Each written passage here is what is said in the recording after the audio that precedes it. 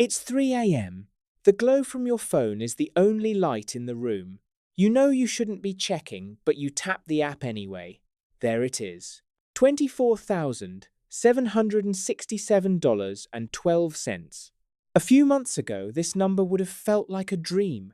You'd be planning a vacation, or at least a really nice dinner, but you don't feel any of that. You feel a tightness in your chest. You're mentally dividing that number by your rent, calculating how many months of safety it represents, just as you watch it tick down by $400. You are, by any objective measure, up, way up. But in the dark, all you feel is anxious, trapped, and weirdly, completely broke. My name is Sam, and we need to talk about the uncomfortable gap between having crypto gains on a screen and feeling like you actually have wealth. That 3am feeling isn't greed. It isn't a lack of gratitude. It's a specific, mechanical, psychological reaction to a mathematical reality almost no one talks about. Here's what nobody tells you. The psychological milestone in crypto isn't a dollar amount. It's a volatility perception threshold. Your portfolio can be worth a used car, a major debt payment, 6 months of rent, and still feel like risky play money, because its daily swings are literally larger than your paycheck. Let's actually do the math on this. For someone making around $60,000 a year, which is pretty close to the median, your take-home pay every 2 weeks is about $1,800. That's real money. That's groceries, gas, maybe a night out. Now look at a $25,000 crypto portfolio. A modest, absolutely routine daily swing in this market is about 5%. 5% of 25,000 is $1,250. Your portfolio's daily noise, its regular up and down jitter, is 70% of your entire bi-weekly paycheck. Your brain is not built to process this. Evolutionarily, we're wired to notice big, sudden changes because they might be a threat. So, when your life savings, or what feels like it, moves by an amount equal to your grocery budget for the month in a single afternoon, your nervous system treats it like an emergency. It doesn't matter that the number is up overall.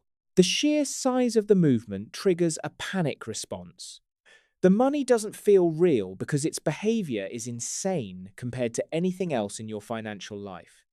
Your savings account doesn't do this. Your paycheck doesn't do this.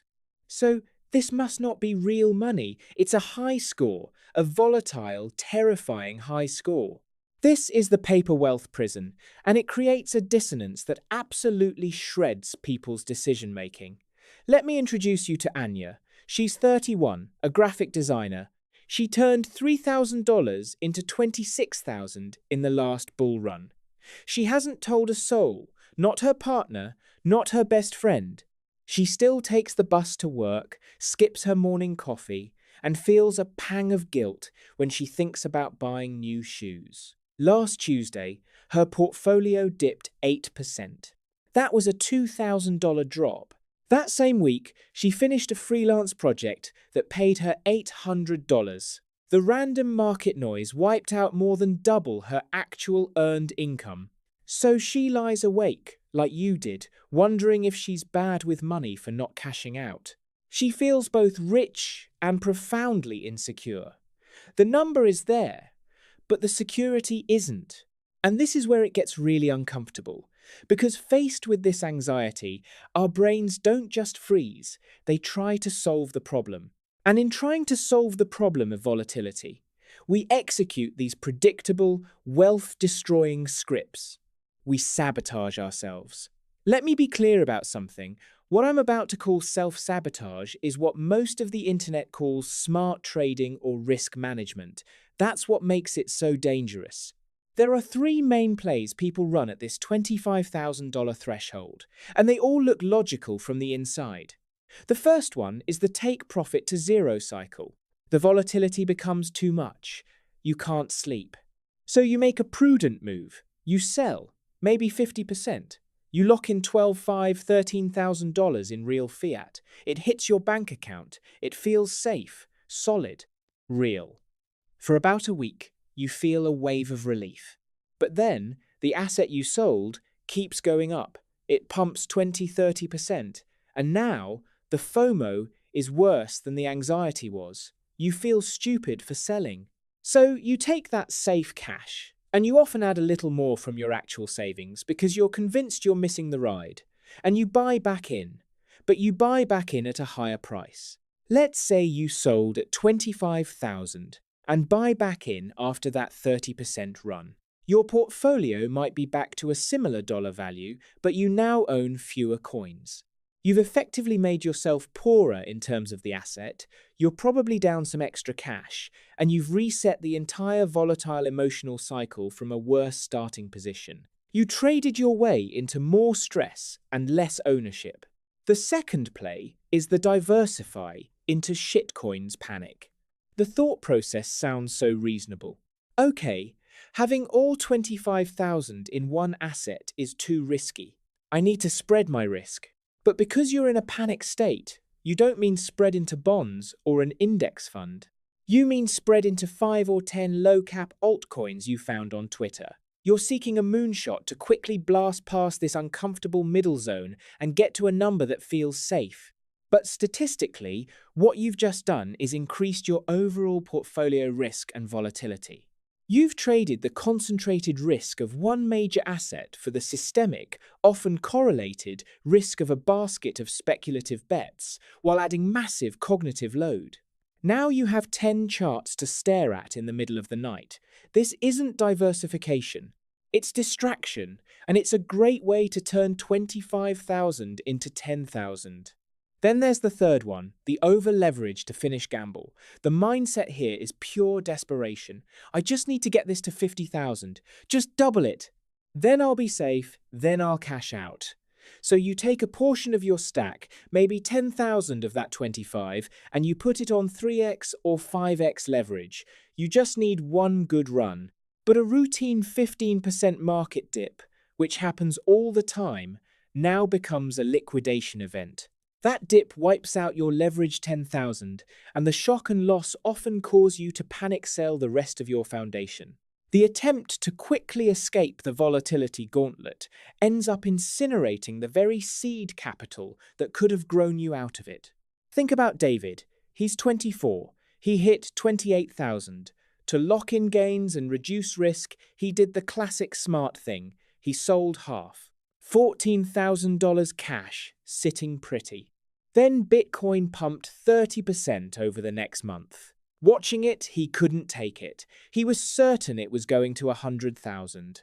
So he took that 14,000, added another 2,000 from his savings because he wanted to make up for lost time, and bought back in at the new, higher price. He now owns 20% fewer Bitcoin than he did before. He's down that extra $2,000 of real money, and his stress levels are higher than ever. His responsible trade left him poorer, both in coin and in peace of mind. These plays are all attempts to control the uncontrollable, which is market volatility. But what if the key isn't controlling the market, but recalibrating your own psychological benchmark? What if the feeling of being broke with 25,000 is actually the exact signal that you're on the right, painful path? Here's what nobody tells you. There's an actual formula for this feeling, and once you see it, you can't unsee it. The transition from play money to real wealth happens when your portfolio's expected daily volatility is less than or equal to your psychological security buffer. Let's break that down because it sounds like jargon, but it's the most important math you'll do.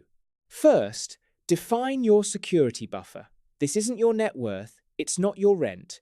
It's the amount of money you could wire to a friend today and literally not think about for months. The amount whose loss wouldn't alter your daily life, your grocery choices, your weekend plans. For a lot of people, that number is between $1,000 and $5,000. Let's pick a middle one. Let's say your security buffer is $2,500. Now let's apply crypto volatility. We'll use a moderately volatile asset, not even the craziest meme coin, something with a 10% annualized daily volatility. That's a conservative estimate for a major altcoin, honestly. Now, the formula. Portfolio size needed equals your security buffer divided by the volatility as a decimal. So that's 2,500 divided by 0.1. That equals $25,000. Let that sink in for a second. A $25,000 portfolio has an expected daily swing of $2,500. That is exactly equal to your psychological security buffer. Every single day, the market is swinging by an amount of money that, to your brain, feels real. That feels like a meaningful sum you could actually use or lose. This is the torture chamber. The math explains the misery perfectly. You're not crazy for feeling this way. Your brain is correctly identifying that you are, every day, risking an amount of money that has real weight in your life. But it gets worse, way worse. Because to reduce the emotional impact of that volatility, you don't need the market to get less crazy. That's not going to happen. You need your portfolio to get so big that the dollar volatility becomes a tiny percentage of the whole, to make the daily noise feel like background static instead of a fire alarm. So let's do the escape math. Let's say you want to reduce the emotional punch of volatility by 80%. You want that same $2,500 swing to feel like a 10% swing did back at 25,000. Well, a 10% swing on 25,000 felt huge. A 2% swing on a much larger portfolio feels manageable.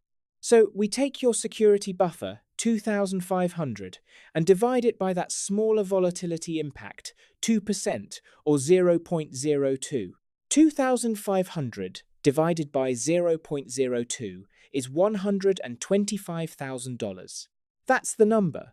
At $125,000, a 2% daily swing is still $2,500 in real money. But it's only 2% of your stack. Your brain can detach from it. It's noise. It's the cost of doing business.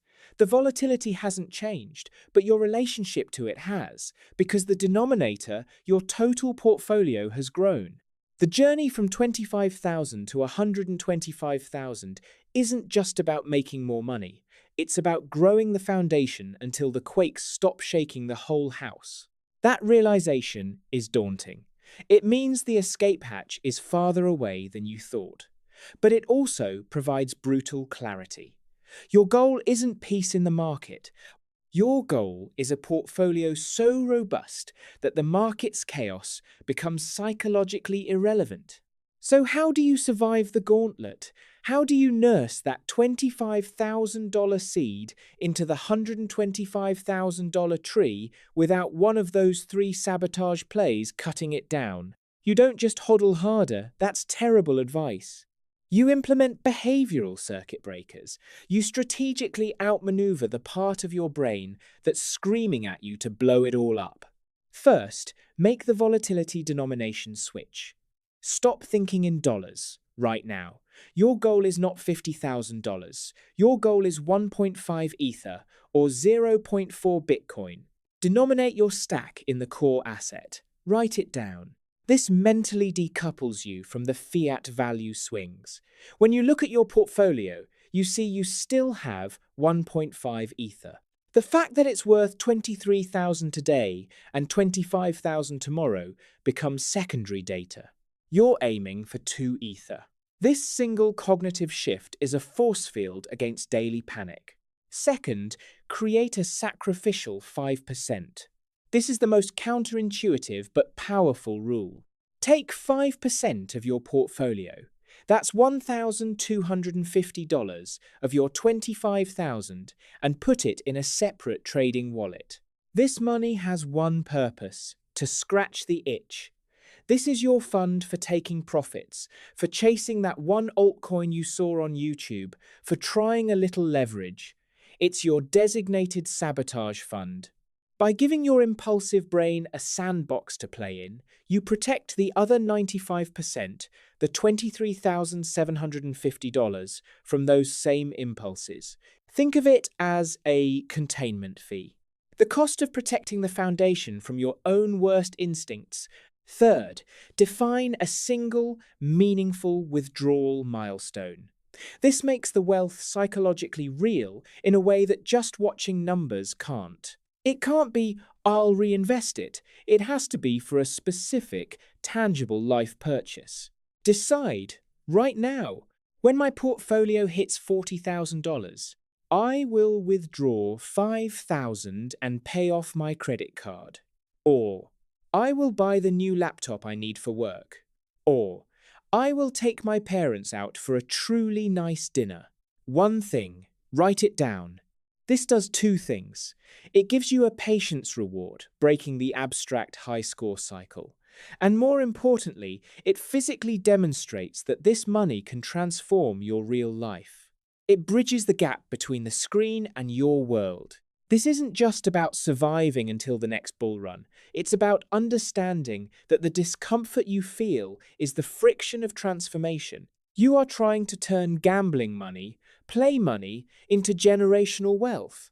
That process is supposed to feel unstable. The volatility that terrifies you at 25,000 is the same engine that can get you to 125,000. The goal isn't to stop feeling it. The goal is to build a position so solid that the feeling no longer dictates your actions. You stare at the number in the dark and it feels fake. It feels like a game you're about to lose. But that feeling is the signal. It means you're playing with real stakes now. The money is real. The risk is real. And the path forward isn't a mystery. It's a brutal, clear math problem. Grow the denominator until the numerator doesn't matter. Protect the seed with ruthless behavioral rules. And understand that every person who built something lasting in this space felt that exact same 3 am panic at 25,000. They just didn't let it write their next trade.